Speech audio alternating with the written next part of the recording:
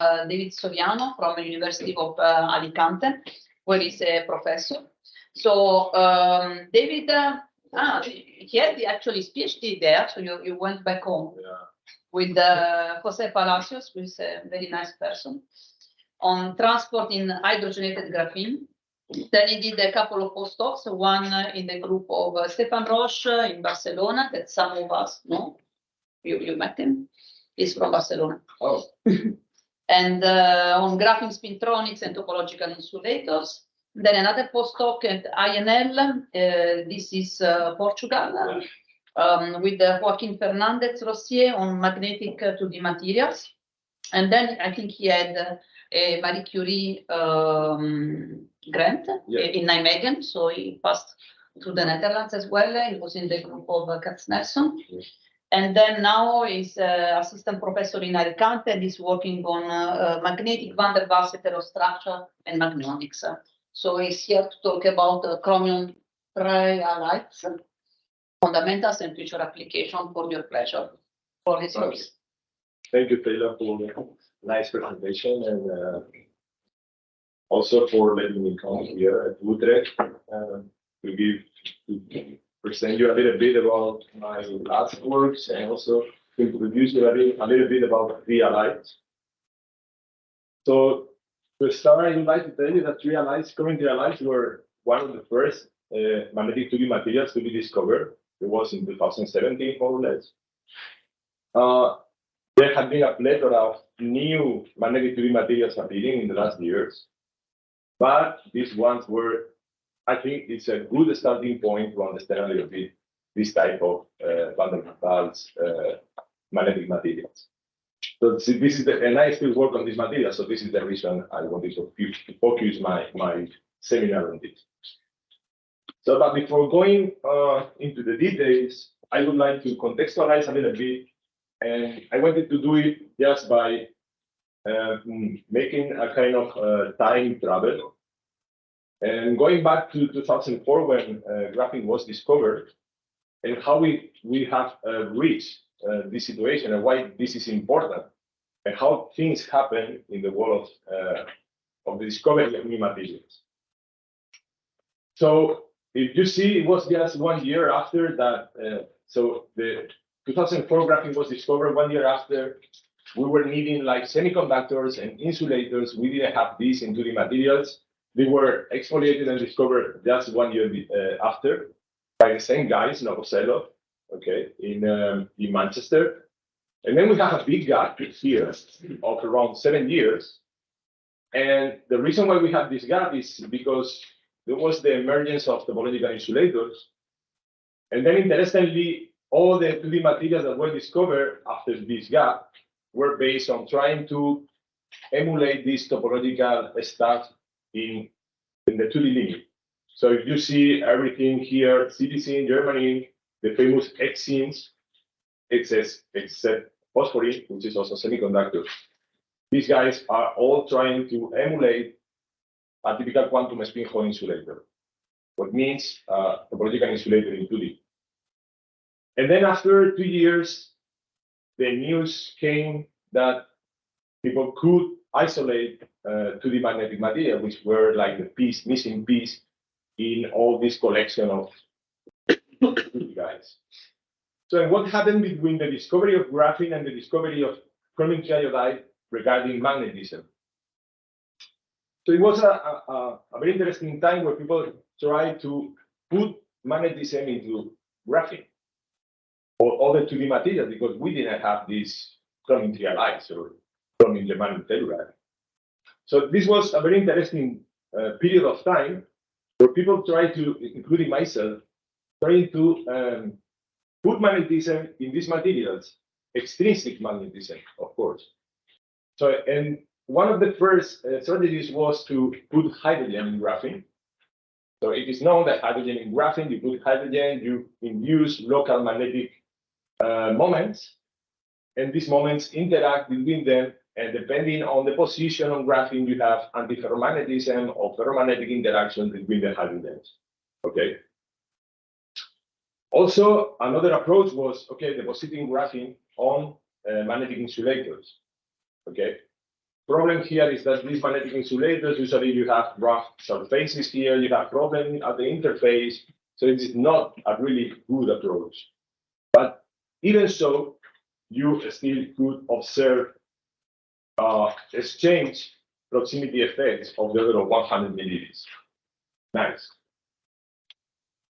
There was also a similar approach on TMDs, of course, because why not trying to induce magnetism in semiconductors? And this was done also on TMDs, putting manganese on top of this. So I was this morning this afternoon in the group discussion, where people is doing this kind of depositing atoms and moving around. So this was the strategy at that time. Also putting cobalt atoms in graphene. So everything was focused on making these guys magnetic. Problem is difficult to control experimentally, in the sense that you have to have a really good control on when you put these guys to make it all become ferromagnetic, okay?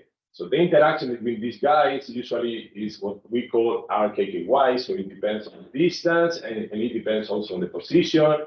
Sometimes if you go, depending on the position that these manganese atoms goes, it can be, the magnetism can be in plane, can be out of plane, the exchange interaction can differ. So this is a problem. In the particular case of graphene, okay, you can induce antiferromagnetic interaction when what you want is to induce ferromagnetic interactions.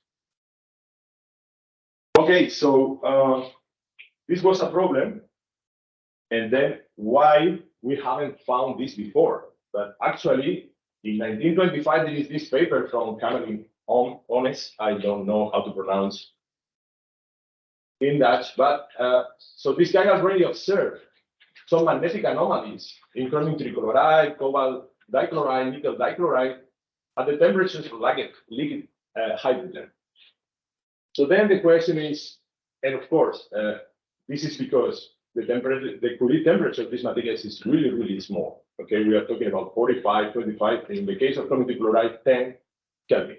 Okay, so the question is then, why have we had to wait so long for these 2D magnets? And an easy way to answer this question is go to our new colleague ChatGPT and ask, hey, why we have to wait so long for this?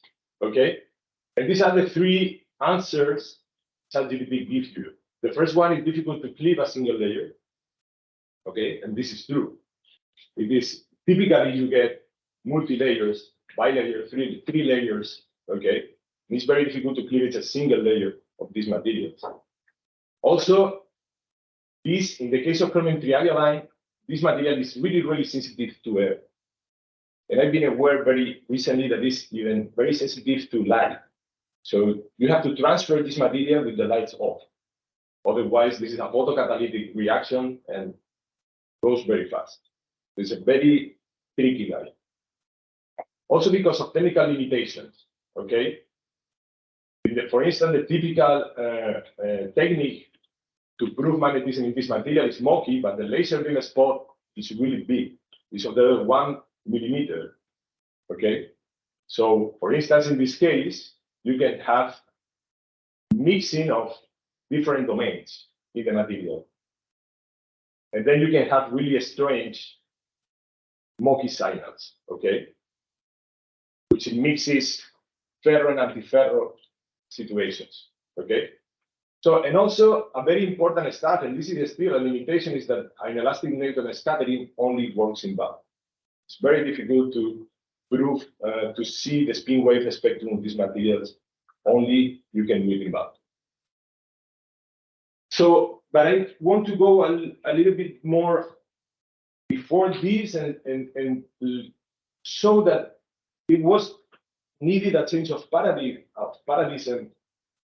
to reach to the discovery of these 2D materials and everything. When I was showing the Kamerlingh Onnes paper, right?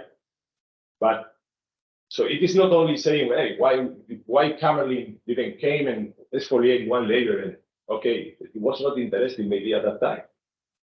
Okay, not easy to do it or not interested. And in the interest came with technology at some point, trying to reduce the size of the processors, for instance, which also came because of the discovery of fullerenes, nanotubes in the 80s and the 90s, and a big push of the discovery of molecular electronics. And it was somehow the big piece that pushed the science towards trying to discover something new materials and 2D materials, okay? And trying to think about the possibility to put them together and try to find something different.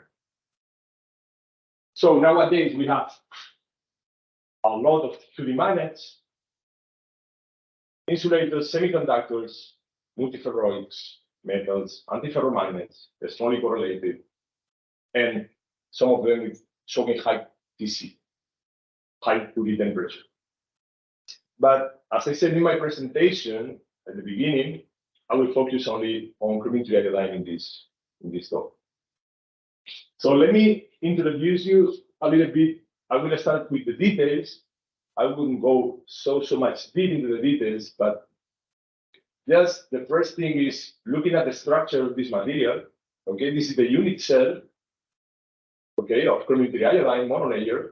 Okay, we have the chromium atoms, the ligands, the iodines form this octahedral ligand field around. Okay, and if you look at the configuration, you have a 3D3 for chromium 3 plus. Okay, so you have 3 electrons in your valence band or in your valence orbital.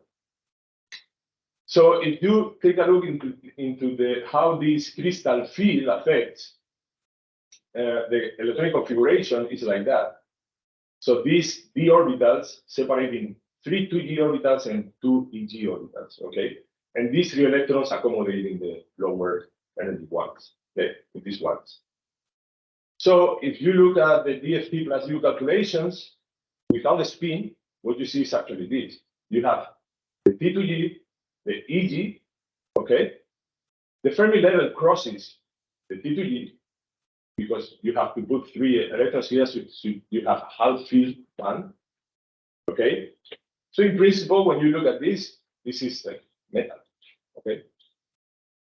So then you expect a strong Coulomb interaction here. Flat bands, this smells like something is going to happen if I put spin. And actually, Coulomb interactions open a big gap in this material, okay? So you go to the order of 1.5 electron volts. So now, and this is maybe the contrast is not so nice. I don't know if you guys can see this very well. But this is the red one is spin up, the blue is spin down. Okay, this is how this is split after you introduce spin interactions. Okay, so finally, what you get here is 3 electrons in the T2G. Okay, and which give us 3 Bohr magneton per chromium atom. Okay, this is the total spin. Okay, so what is chain mechanism? So now we know that we have some magnetic moment in this chromium atom. So why they interact with each other ferromagnetically and ferromagnetically? And this is ordered by the good enough Kamerlingh rules. And so the exchange interaction here is mediated by the ligands. Okay, so the good enough Kamerlingh rules basically tells you how the geometry of the bonding between the chromium, the ligand, and the chromium affects. Predicts the type of exchange, okay? If it's going to be ferro or antiferro. And basically, they consider the Pauli exclusion principle in the sense that if you have a 180 bond, okay, so this interaction goes to a single orbital where you only can have spin up and spin down. So you are favoring antiferromagnetic interaction. So if you are going in this 90 degrees configuration, you can have a more lower energy triplet state here because you are involved in 2 different orbitals. Okay, so you can have same spin and then the interaction here is ferromagnetic. Okay, and actually chromium triiodides are all ferromagnetic. Okay, and if you look at the angle between this chromium and ligand, they are all around 90 degrees, okay? Okay, so then now what is the magnitude of the exchange interaction in these materials? It is very strong, it is weak. So actually, if you do a calculation of the magnetic interaction in these materials from DFT, this was done in the group of Cas-Nelson. This is done using a magnetic force theorem, so we can calculate the exchange interaction from DFT. What you see here is that depending on which orbitals, so this is an orbitally resolved exchange interaction, you see that the interaction between the T2D orbitals of chromium atoms is the antiferromagnetic, while the interaction between the T2D and EGs is ferromagnetic. So we have a kind of, basically, this is the interaction is a sum of the T2D, T2G, and T2D EG interaction. You can at some point think that, okay, maybe I can modify this by putting this on a substrate or doping or something. But this is very interesting because it gives you a key to approach a different or to modify the magnetic properties of this material. And also for you to give you an idea of the strength of the interaction, just comparing with nickel oxide with this room temperature ferromagnet, you see that we are talking about 10 times lower exchange interaction, which somehow gives you an idea of why the Curie temperature of these materials are really, really slow, really, really small. Okay, this is monolayers, Curie temperature of monolayers. Okay, still you can see here that, as I told you before, there are some of them new ones that can reach room temperature. Okay. Okay, so and also anisotropy. So you need anisotropy in this material. You have a kind of origin of anisotropy. What's the origin of the anisotropy in this material, which made this material to stay out of the spins stay off plane or in plane? This is let's say a theoretical experiment, okay, where you can modify the spin orbit independently. You can modify the spin orbit of the iodine atoms and the chromium atoms by fixing the other. What you can see is that by fixing the spin orbit of chromium and changing the spin orbit of iodine, you see how the anisotropy, the magnetic anisotropy energy changes drastically. Okay, while if you fix the iodine and change the chromium, the anisotropy didn't change so much. So mostly all the anisotropy comes from the ligands in this material, and this is the reason why when one goes from iodine to bromide and the trichloride, you see a change in the axis. You go from easy axis anisotropy to easy plane anisotropy. Okay, so you are reducing the spin orbit of the ligand, so you expect to have a reduced anisotropy, and that the spins goes to the plane. Another very interesting thing of this material is to prove spin waves. Okay, so basically, when you start to increase temperature in these materials, before reaching the Curie temperature, you are breaking interactions. Okay, so you first break magnetic anisotropy, but when you start to increase the temperature a little bit more, you start to create a kind of how to say a kind of I don't get it now, the spin excitation, okay? A collective spin excitation in the material. So one of the spins start to rotate, and this makes to rotate the neighboring one, and the neighboring one, and the neighboring one, and at the end of the day, you have a kind of wave made of spins, okay? The interesting thing and the application of this is that people is trying to use this, to apply this for low consumption spintronics, in the sense that you can come here with a spin and transport the spin through long distances, okay, without needing a current, okay? So this could be proved in 2018 in the group of Pablo Jarillo in MIT. So they did this STM current experiment where they were injecting currents. This is the second derivative of the IV. So they can go to in these steps.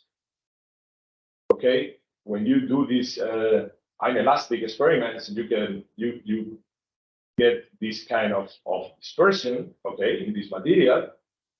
And basically, when we started to check these peaks and look and try to look how they disperse with the magnetic field, we see that it was kind of linear. It is very difficult to see here, but these lines that correspond to these peaks, they start to bend a little bit with the magnetic field, which is what confirms that these peaks comes from spin waves or magnets, okay?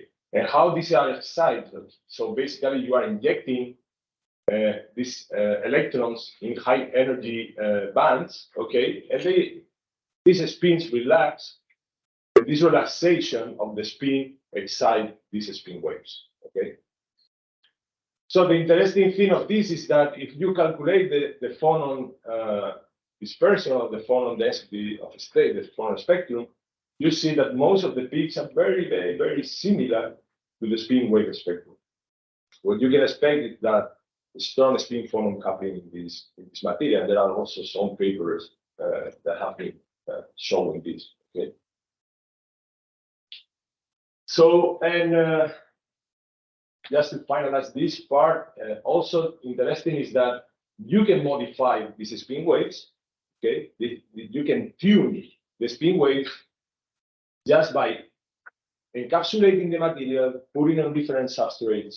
Okay, and this is a work I did together with Malte Husner in Radboud University, where we try to see how the environmental screening, okay, how the dielectric screening of different materials, okay, encapsulating materials, can modify Coulomb interaction and how this change can affect this Heisenberg exchange, okay, and how this is reflected in the spin wave spectrum. And actually what you see is that there is some tunability, this is the density of states, of chromium triiodide for different values of the dielectric screening, okay? And actually, if you look at the spin wave spectrum, you see how this is for typically for E equal 1, okay? But if you change the dielectric screening, I mean, this is like we are changing the substrate, you can modify strongly the dispersion of the spin waves, okay? So this is a way of, so it is kind of how thinking on the future and application of these spin waves, we have to think on how we can tune a little bit these spin waves, right?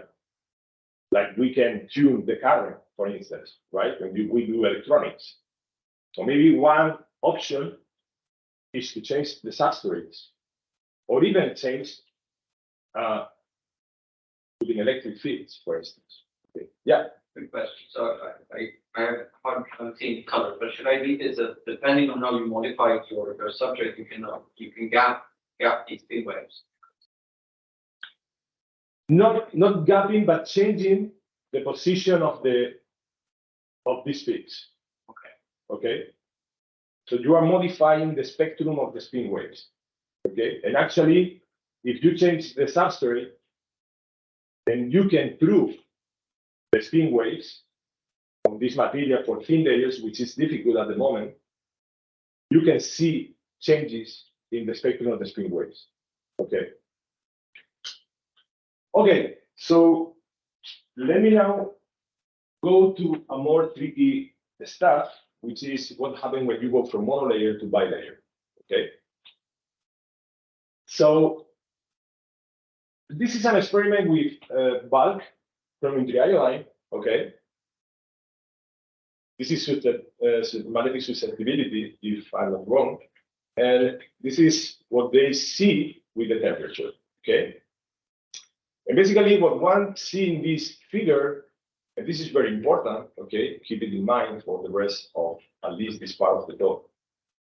What you see is a change in the structure, in the crystal structure of this material when going from room temperature to low temperature. Okay? So what you see here is that at room temperature, this material is monoclinic. Okay? And then you see a kind of change in susceptibility here. Okay? And this is the temperature when this material changes to rhombohedral. Okay? And then below the TC, below the cooling temperature, it becomes magnetic. Okay? So then something you have to keep in mind now, good thing is these materials at room temperature are monoclinic. Okay? Always. Low temperature, they are rhombohedral. Okay? This is bad. Okay. So then one goes to the calculations, and you calculate the expected exchange interaction between layers going from monoclinic to rhombohedral. Okay? Then you do DFT calculations for the monoclinic stacking. And for the rhombohedral, what you see is that for monoclinic, these materials tends to be antiferro between layers. Okay? The interaction between layers is antiferromagnetic. And for rhombohedral, becomes ferromagnetic. And this is what everybody knew some time ago, that if you take bulk chromium triiodine, it's ferromagnetic. Okay? This is not antiferromagnetic, it's ferromagnetic. Okay? And this is related with this peak here, probably. Okay? So in the layer exchange, in this antiferromagnetic interaction is really small. Okay, this exchange interaction is really small, of the order of 0.73 millieVs, really, really small. You can tune at very low magnetic field. A little bit bigger for the ferromagnet, but we are not interested in here because we cannot change. Okay, so the reason why this happens, I have to go into the details, but basically it comes also on how the orbitals involved in this super exchange interaction are oriented when you have monoclinic and rhombohedral. Okay, and this is also related with what I told to you in the beginning, that depending if you have interaction between T2G and T2G, you have antiferromagnets, and if you have T2GG, these are ferromagnets. Okay, so you can take a look to this paper, very interesting, from Zeila and also mine if you want. Okay, but I have to say that this is a really good one. Okay, I'm going to say. Okay. Okay. So the point is, again, this material at room temperature is monoclinic, at low temperature is rhombohedral. But then you go to the experiments, and it is antiferro for bilayers. And you say, what's going on here? Okay? Because what we know is that for low temperature, this should be rhombohedral ferromagnetic. And all the experiments done on this material gave antiferromagnetic. Okay? That becomes ferromagnetic for less than 1 Tesla, around 1 Tesla. Okay.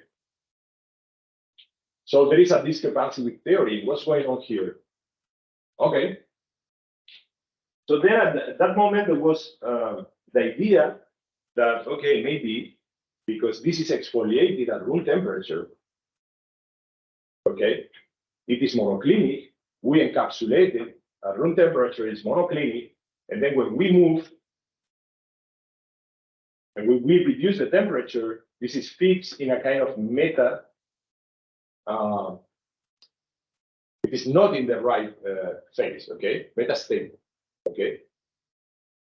Okay, so then this paper came out from the group of TL, from the group of, I don't remember the name now, from Jeanette, okay?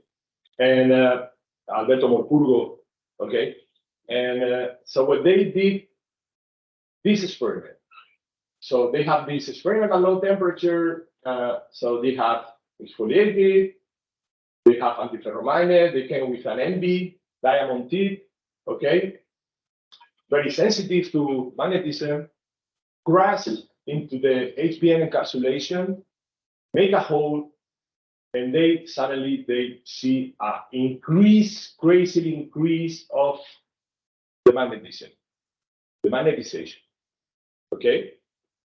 So the idea is, okay, so what we are seeing is that we are breaking the encapsulating layer, so we are making this to go into the rhombohedral, which is the stable, the ground state, should be the ground state, and this is becoming ferromagnetic. Okay? So they were showing this Raman and saying, okay, this is the native flake, and then after the puncture, this big move. And they were, if you read the science paper, they say, okay, we think that this move is because this is the typical move from going from monoclinic to rhombohedral. The problem is that same year, another experiment, they put pressure, just pressure, okay, in a monoclinic, stack, and they see exactly the same. So you see how this big move, shift, exactly the same. So this is not and becomes ferromagnetic, okay? So this was not related to metastable stuff. It was just a matter of pressure. The tip is pushing down the sample, the flakes. And this is making that this becomes ferromagnetic in the monoclinic stacking. Okay? I know that this is passing you a little bit because it's not easy to follow the story. Okay. So then what's going on? And then same year, with this conundrum of what's going on with these bilayers, appears this paper, okay? These are experiments with separate harmonic generation.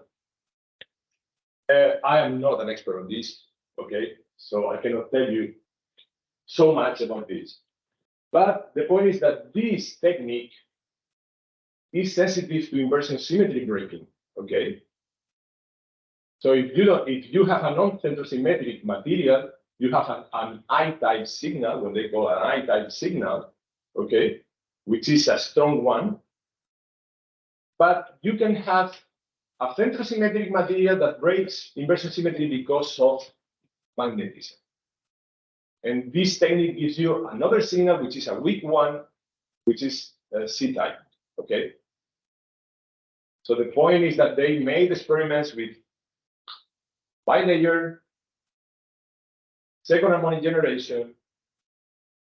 This is 50 Kelvin. When they goes down, when they lower the temperature, this becomes antiferromagnetic. Because, and here, when they put a magnetic field, these signals here disappear, okay? Which are the ones that they are measuring, okay? Mainly, this material for few layers is ferromagnetic, is antiferromagnetic, okay? And it's monoclinic. And we still don't understand why. So, okay. So the current state is that even if you lower the temperature, your monoclinic material, your monoclinic stacking stays monoclinic. Yeah. So the at least for few layers. right. So the rhombohedral stacking is an entropic effect in the bulk. Yeah. Okay. Yeah. So you only see this in bulk. You only see this in bulk. Okay. In bilayers, it seems that you don't see anything. So we have been discussing, I have been discussing this year after year with Fred Navarro, that was the guy that experimentally exfoliated chromium triiodide for the first time in the group of Pablo. Now he's in Valencia, very close to Alicante. And he had some ideas, and he had some, and he showing me some experiments on transmittants. These ones. So they have a lot of exfoliated samples, flakes of chromium triiodide, okay? So you see here, you go from 3 layers to hundreds of layers, not here, but you can go to hundreds of layers, okay? And he told me, hey, we see something strange. And now, please, room temperature monoclinic. We are not even looking at magnetism. We are just looking at structural transitions, okay? What is going in this material when one goes from monolayer to bar? We want to understand. And then we see this, okay? So this is for single layer, and you go up to 160 something, okay? What we can consider kind of bad, okay? So you see how this peak move? This is the peak at 2.1, and we have another peak here at around 2.8, okay? Okay, he told me, well, so the point is that these are how the peaks move, okay? This is the peak for high energy peak, and this is the low energy peak. You see kind of transition from few layer, when you go up to 10, around 10, and then you have another transition around here at around 70 layers. You change, the transmittance change, and then it can go like constant and start to look like single layer. Okay, so what's going on here? What is this crossover? What's the origin of this crossover? So they could extract also the dielectric function. Okay, this is the real part and the complex part for the peak, high energy peak. And you see also this kind of the dielectric function increases in this few layer region, and then at around 10, 11, 12 goes up, and then become like decay and become around constant here. Okay, good. So he told me, hey, David, I have these results. I don't know what to do. I don't understand anything. I said, okay, I'm not an expert in optics, but I can try something. Okay. Then what I did is, okay, I'm going to do the calculations for different cases, starting from monolayer to several layers with DFT, and calculate the dielectric function. Okay. So this was done with this code epsilon x that comes with quantum espresso, and basically calculate this stuff here, okay, which gives you a delta function for each transition, okay, allowed transition, okay. Good. So here I want to point out that we are not including many body effects or electron hole dynamics stuff, and there's a Peter and anything about that, okay. Okay, so we did this calculation starting from DFT plus U plus J calculations. U and J were used from previous work with the guys in Radboud, okay, using strongly correlated techniques. We could find the U and J for this material, and then we use this, we calculated the dielectric function. And this is the imaginary part of the dielectric function calculated with DFT. We went from 1 layer to 10 layers. Okay. Okay. So, and as you can see, we could capture this peak shift, okay, that goes from 2.1, around 2.1 to 1.9. Okay. And these peaks are related to ligand to metal charge transfer, okay? So these peaks are related to transition from the ligands, iodine ligands, to the chromium orbitals, okay?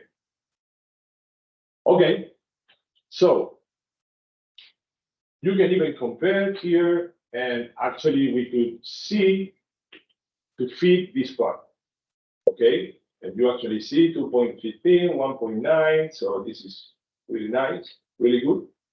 Problem is, I have to stop here because the calculations are starting to become very, very strong. So we know that this is like that, but just before the transition, I had to stop. And then what I'm gonna say now is kind of hand-wavy explanation of what's going on, and we are still working on that. okay? But it seems that if you start to, first of all, if you start to separate these layers, so let me point out something important here, is that this is the intensity of the dielectric factor, okay? This is the intensity, not the shift in energy, okay? This means this is shift in energy, okay? This is intensity, which means that it is not only that the peak is moving, is that the peak is increasing in energy and then going down, intensity and then going down, okay? So there are two things here. The peak is shifting and also the intensity is changing. Okay. So we see the shift, but we have to stop. But we never saw the change in the intensity because you expect that this is going up, up, up, and then down again. So, and then we thought, so what's going on here? What would be the reason for this increasing intensity and then goes down? So the only reason we found at that moment is that if you look at if you make a relaxation of this material, okay, from the bilayer to the 10-layer case, you see that this interlayer distance between the layers go from 2.65 to 6.68. It's not so big, okay. But then if you go to the bulk and do a relaxation of the bulk structure, you see a strong change in the interlayer distance, okay? Then I said, okay, then I'm gonna take the bilayer and I'm gonna change the interlayer distance and calculate the peak intensity, the dielectric function, and I'm gonna look to the peak intensity at 2.1. And actually what I saw is that if the interlayer distance changes, you can think that the polarizability also changes. It's more difficult to polarize the orbitals. So actually, what I see is that the peak intensity decreases. So the only way we have to explain this is that probably what we are looking is that at the beginning we have some interlayer distance that then changes to a smaller distance and then goes up. Okay, that's it. So now what we have to do, okay, this is what we have. We cannot explain it perfectly with theory so far. So what we are doing now is trying to go into molecular dynamic simulations, okay, to see if we can understand this. Also, we are trying to do the same calculation, but now at low temperature. So they are trying to do the experiments at low temperature, okay, which are better to compare with the DFT calculations. And of course, we have here the key ingredient, which is the van der Waals interactions, which are the ones that are governing the interlayer distance in this material. Okay. So I think I have to stop.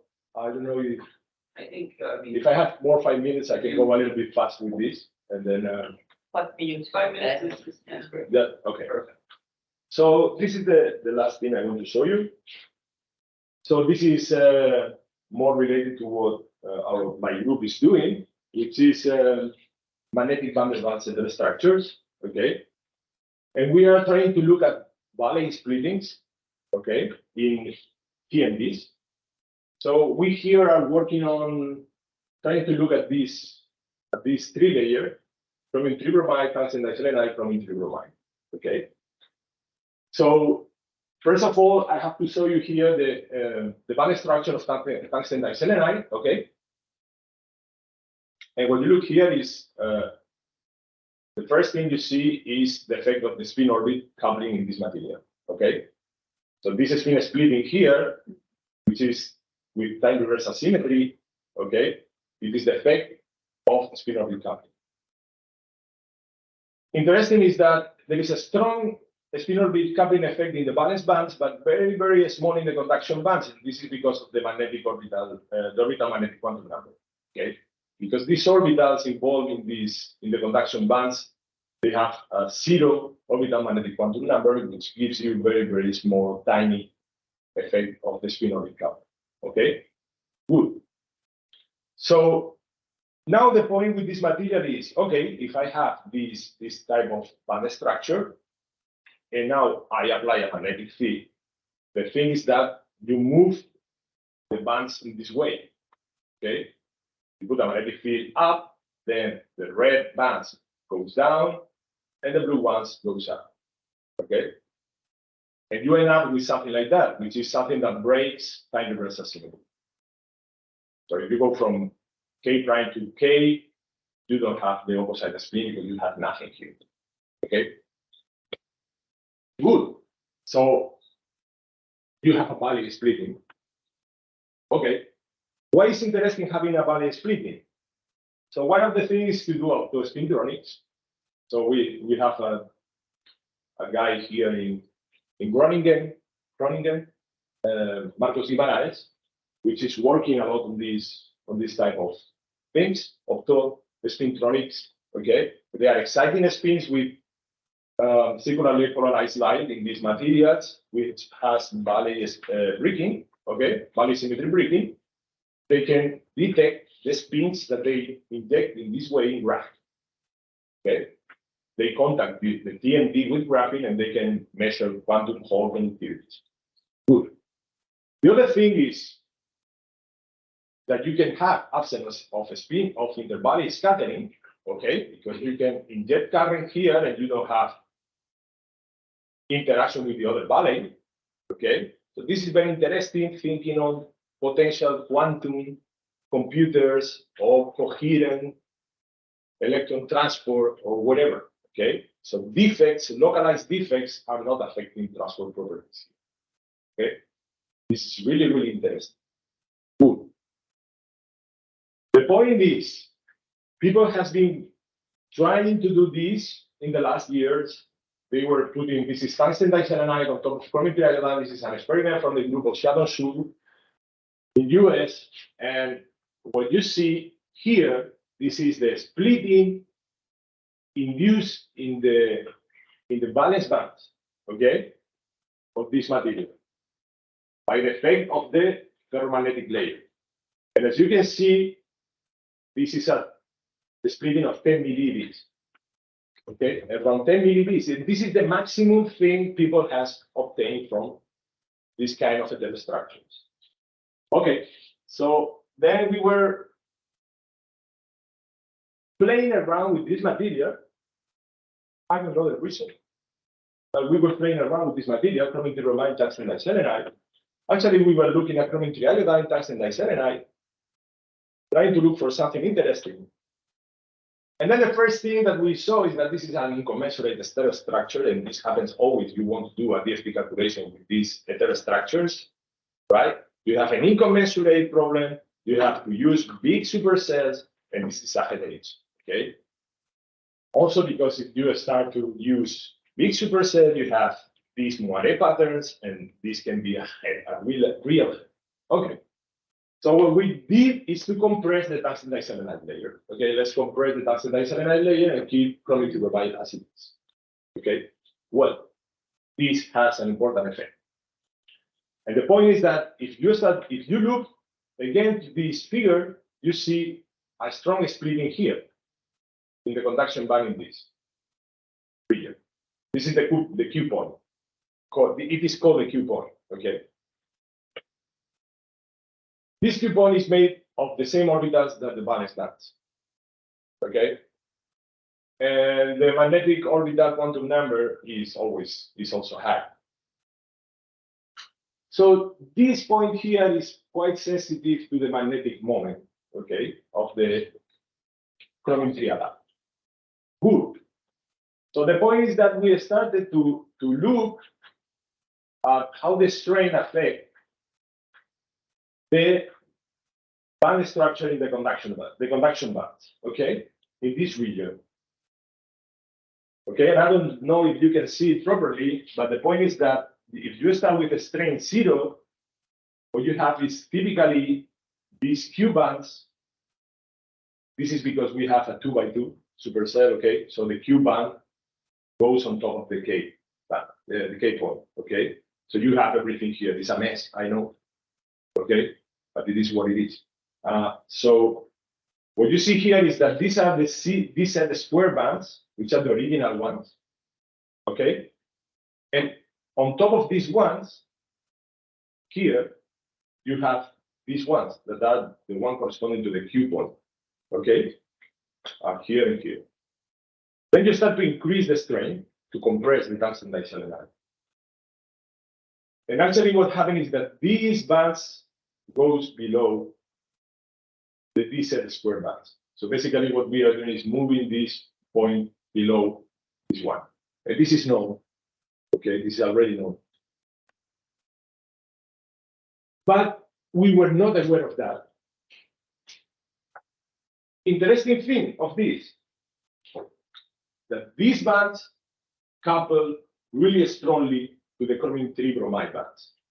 Because we were lucky that these are the flat bands, the spaghetti bands, like it's like people call them, okay, of the chromium 3 bromide, of the chromium, okay, and they are very close to the conduction bands, and they overlap and couple with these conduction bands and with the orbitals of the Q point, and they interact a lot, and you can get that unprecedented valley splitting in the conduction band of the order of 100 milliliters, which is 10 times what people has observed so far in typical chromium triiodide tungsten diselenide samples. Okay.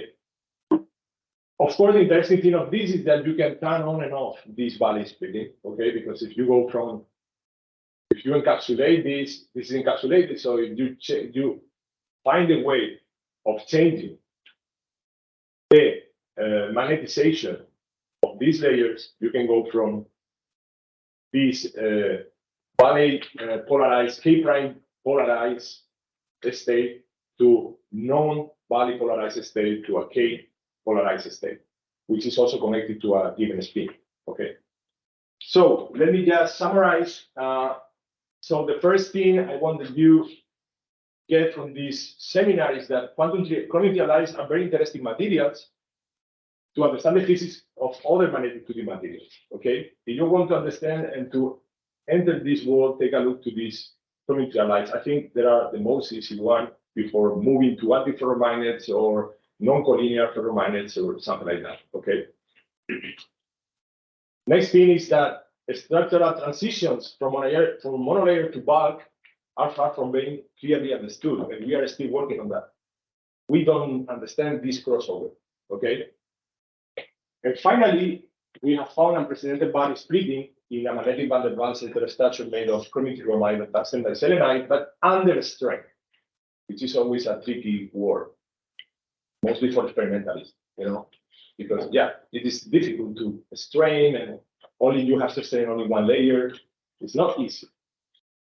So finally, I want to thank all the people involved in the last years and that has helped me in all this time, and especially the group of Efren Navarro in Valencia, and also the funding agencies in the community of Valencia. And thank you all. Welcome.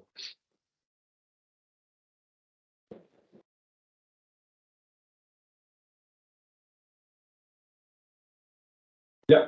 You mentioned it already, kind of the strain. So just for I'm a theorist, so I have no sense of scale. How much? I mean, compression of 1% or 0.5%, is this lots or little? Is it easy or hard to do if you didn't have to worry about all the other layers around it? This is not so much, but I will have to sit down with experimentalists and discuss about that.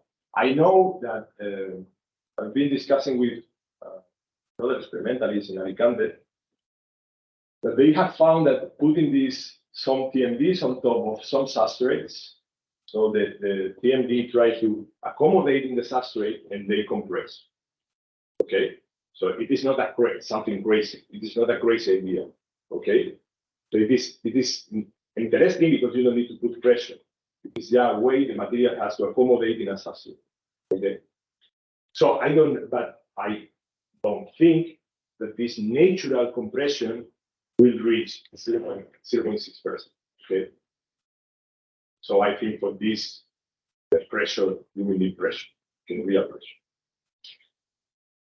On this, we did a work we published last year, I think in 2022, with Thibaut Soyer. So we did exactly that work on various TMDs, and we use this compression, like the thickness of the monolayer, and we went with a range of from -1 to +1%, all systematically. But the strain, no, the compression. Okay. Really, the same thing that you show there. This and the strain. Okay, because this is plain strain. Okay. It was using the thickness, the variation in the thickness of the tungsten, but of course it's related to strain, because if you stretch it, then it will, and then if you compress it in this way, then it will be.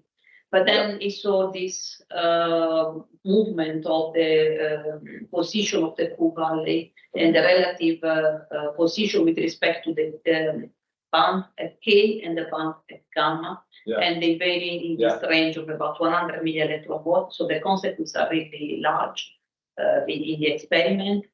And so we saw this with him in transport. So the consequences on mobility, and also for the optical spectra. So we had this done in a systematic way. Maybe this is of interest. I mean, it's what you are seeing.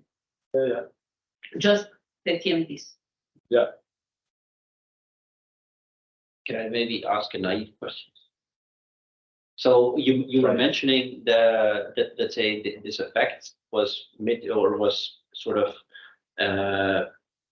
let's say because you were getting hybridization with bands of the chromium. Yeah. Right?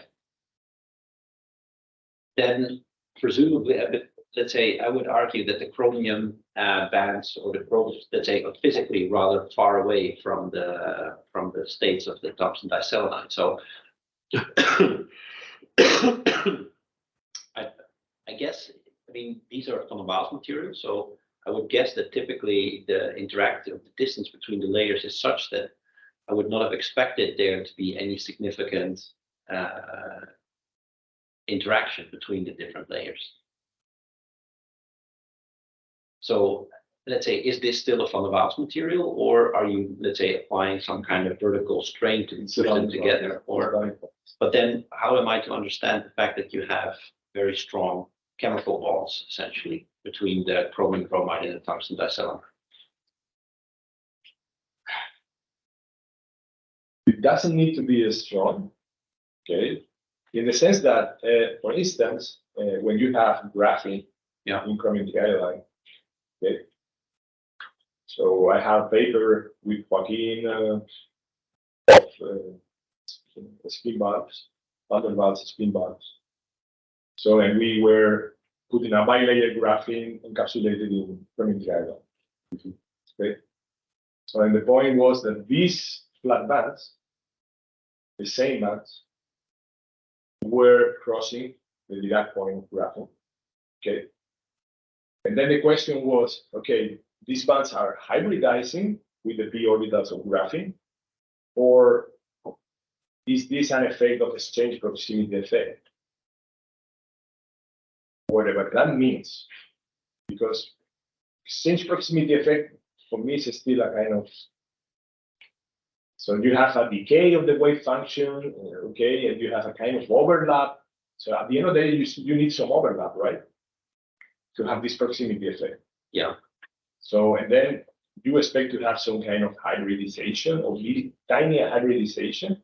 And actually what we saw is that the exchange proximity effect, we could quantify the exchange proximity effect and the effect of hybridization. And actually what we were seeing is that the exchange proximity effect was really small. And most of the effect that we were seeing in this material comes from the hybridization of these spaghetti bands with the Dirac cone of graphene, which totally destroy the transport properties of graphene. Okay, because you are mixing linear bands with spaghetti bands, and you are basically destroying the dispersion of graphene. Okay. So you, at the end of the day, even if you have banded bands interactions, you have hybridization. Maybe I should use weak or mild hybridization instead of strong. Well, yeah, because I would, or well, let's say because the physical distance between the chromium bands and the tungsten dicellate, I mean, there's, let's say, there's quite a physical distance between them. So I would guess that, let's say, the overlap is necessarily quite small. Yeah. But okay. I can imagine, but actually this is our explanation principle, okay? And I don't know, maybe there is kind of again exchange proximity effect. But yeah, okay, no, fine. I was just but I understand the question. I get It would be interesting that if you can change the nature of the bonding by this. If I can change it. One could change the nature of the bonding from a van der Waals to polar. Yeah, modifying the distance. Yes.